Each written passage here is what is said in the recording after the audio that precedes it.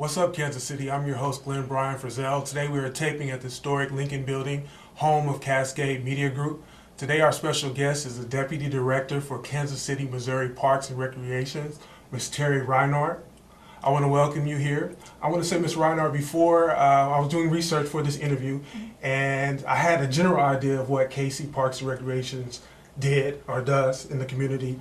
But as I was searching on your website, I began to get a more larger picture of the resources, the people that come together to make Kansas City, Missouri and Parks Recreations offer the services to our community, a viable source in our community. Can you tell us a little bit about yourself as Deputy Director and of this vast resource? Sure, I'd love to. I'm born and raised here in Kansas City and have always worked for the Parks and Recreation Department. Started when I was 16. Awesome. I had about 10 years that I worked in another city in Parks and Recreation, but had the opportunity to return back to this position. It's a community and a department just steeped in tradition. The department's 123 years old, and there are some traditions, there are some facilities that are also over 100 years old. So a real opportunity and really an honor to come back to my hometown and in my career where I started it. So I'm thrilled to be back.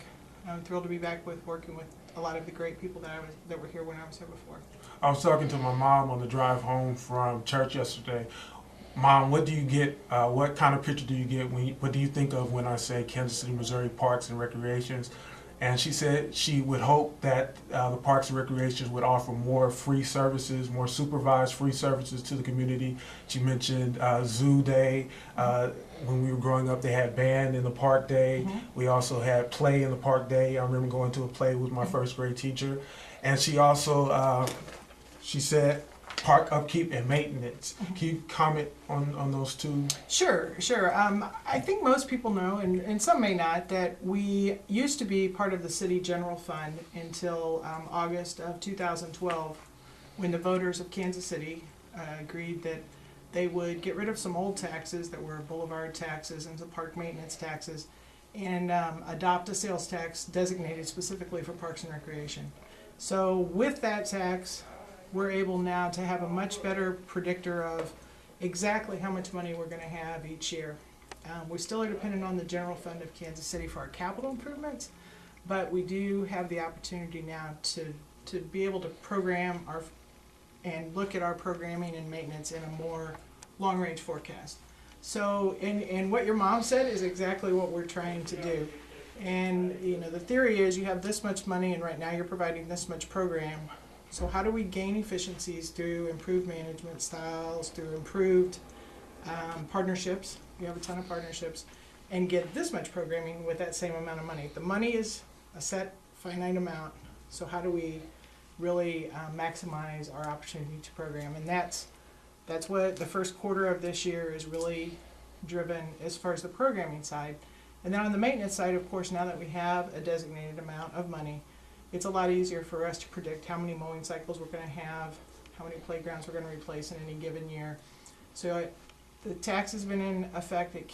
It started, the money became available last May 1st, so we haven't had a full year of it yet.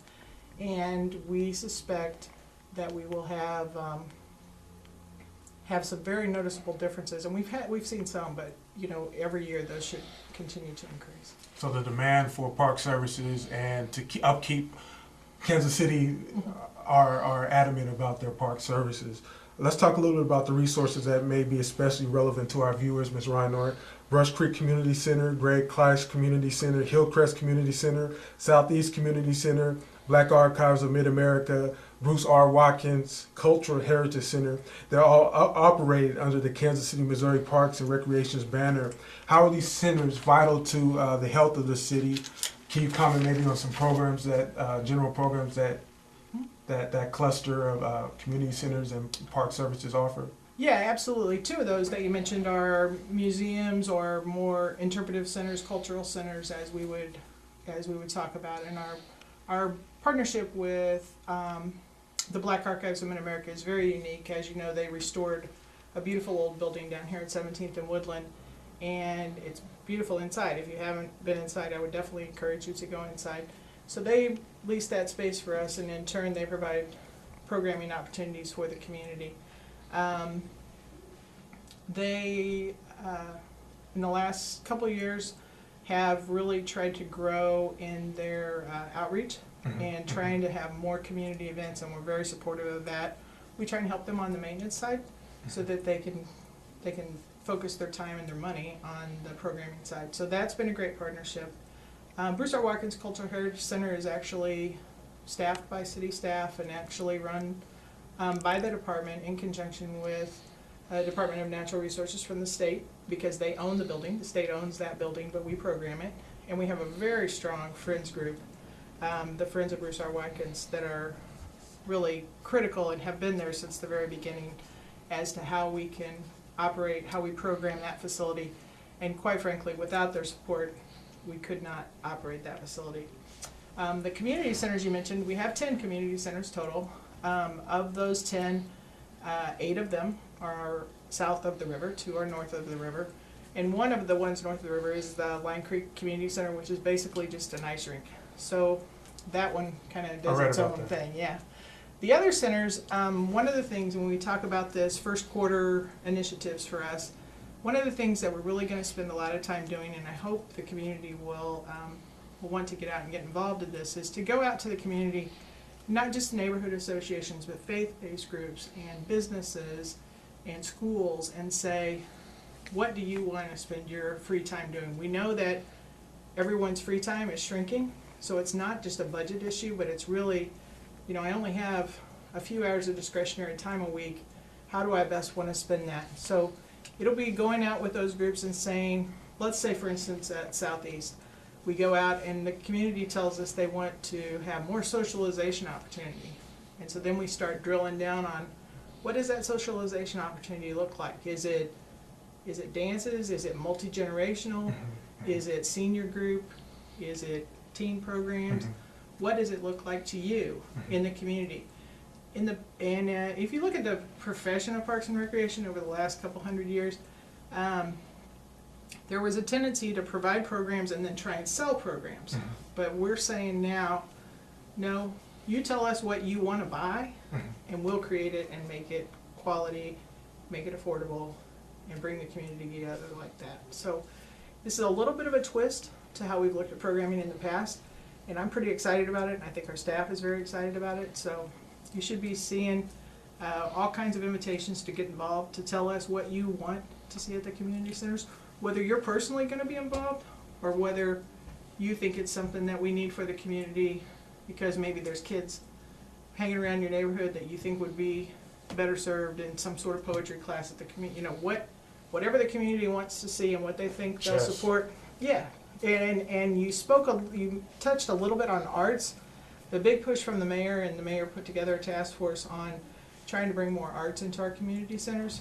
And actually, I just met this morning with one of our arts partners to try and get some more Westport Roanoke Community Center to try and turn it into more of an arts center. We already have a fantastic instructor over there that's kind of world-renowned, and he does all kinds of art classes and also does ceramics. And then we have another guy over there who's just about as famous, world-renowned art focus. So the idea there is to look at performing arts, to look at spoken word, to look at maybe some dance programs, and really try and focus that center on an arts focus. And then where else can we do arts? We have a great drawing program with Bonnie Brown, local artist, out at Marlboro Community Center. She's doing a fantastic job. She's taken those kids in just about a 12-week period from not really knowing how to draw to, they were our face painters at our holiday party. So they've come that far in that few days. So, you know, there's a lot of people in this community that are willing to give up their time and their talent, and even some of the big funders, you know, their treasure, but to try and help us build programming and to make it really community focused. Your website, Ms. Rynard, www.kcparks.org, has a lot of information. At the beginning of 2013, you released 2012, a year in review. If you had to do a 2013 year in review right now, Ms. Rynard, what would several of your highlights for the year include? The 2013 year in review is coming out next, should be out in about 2 weeks, but some of the things that you're going to see on there Give are, us a sneak preview. yeah, sneak preview. Some of the things you're going to see, the penguin exhibit, of course, opened at the zoo. That was huge for us. We increased our numbers in the Mayor's Nights programs. Typically those had run just under 10,000 and they were up a little over 12,000 this past year. Those are the programs that we get support from the mayor's office for Club KC, night hoops, night nets, and night kicks. So that was a big summer program for us last year. Our camp numbers, summer enrichment camps, have been fairly consistent.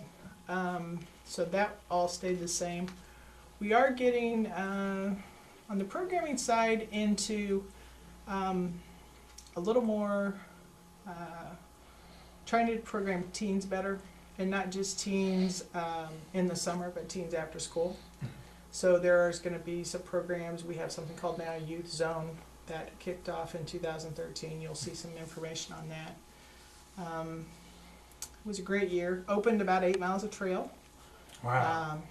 That's another great It's thing. wonderful for joggers and Yeah. runners. Yeah, and we've got partnerships with some fantastic groups that just continue to grow.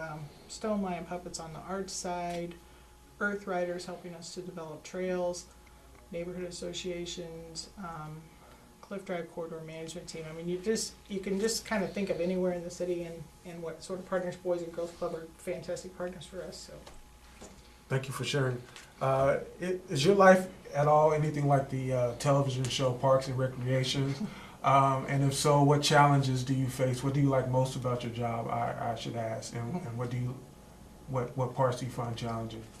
It's funny that you mentioned Parks and Recreation. There are some people in the profession that hate the show and they think it makes us look silly, and there are some of us who love the show and think it kind of shows that there is a funny side to probably any government, but any government. And what side are you on? I think it's a pretty funny show. Okay. But yeah, does it parallel us? Yeah, occasionally. Something that, this is a good example. Something that we may not think will have such a tremendous outcry, or something that we may not realize there's going to be so much passion about in the community. And on the show Parks and Recreation, they've had several. They had a penguin wedding and some kinds of silly stuff. But you always have to be aware of what, have you brought enough people, have you educated enough people in advance before you introduce a new program or before you introduce a new maintenance program. So I think it parallels. I think you have to be just totally engaged with the community, and what I like best about my job is exactly that part. 2 more questions. Several media outlets reported that Club KC was a success last year, giving young people someplace safe to go at night. Ms. Rynard, will Club KC make a repeat? Absolutely. Absolutely. It's already been indicated in the budget, and it will actually be as big, if not bigger. There's a couple other sites that we're looking at. We may expand just a little bit. And can you tell our viewers what you're looking forward to most in 2014? I think building on that tradition we talked about and working close with the community to just, as they say, raise the bar, crank it up a notch, and make sure that we're always looking forward and providing what the community is looking for us to provide. Any final words? No, I appreciate the opportunity, and I will mention the website again, kcparks.org. It's a great resource to find out what we're doing on our 12,000 acres of property. 12,000 acres. What's up, Kansas City? Go to the website, kcparks.org. I'm Glenn Brian Frizell. It's been truly a pleasure. Ms. Terry Rynard, we're going to have to invite you at least to come back once during the year. Check out more video online at www.whatsupkansascity.net. And remember, the sky's the limit. If you shoot for the moon and you miss, at the very least, you would have landed among the stars. Thank you. Take care. What's up, Kansas City? CMG wants you to support Brooklyn Cuts. They are located at 3100 Brooklyn Avenue and have been in existence for over 40 years. They specialize in skin fades, eyebrow arch, beard designs, texturizers, with many other options. Contact them at 816-921-0017. They're open Tuesday through Saturday, 6 a.m. to 8 p.m. CMG supports, And you should too. CMG wants you to always remember, the victory we call success goes to the best prepared. When you invest in your community, you are really just investing in yourself. Thanks.